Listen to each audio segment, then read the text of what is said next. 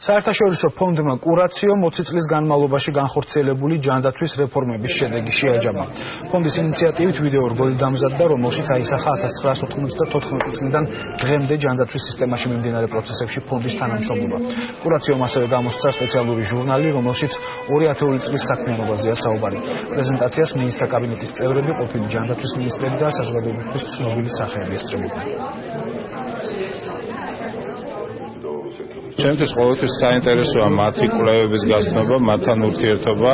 მიუხედავად იმისა, რომ არსებობს საკითხების, სადაც ჩვენი შეხედულებები მნიშვნელოვნად განსხვავდება ერთმანეთისაგან, მე ვფიქრობ, რომ ეს ნორმალური არის, საქმიანი ურთიერთობა არის. სისტემაში, რომელიც 20 წლის მანძილზე სამჯერ რადიკალურად შეიცვალა, რამე ერთი კონკრეტული მნიშვნელოვანი მოვლენის გამოყოფა ძალიან რთულია.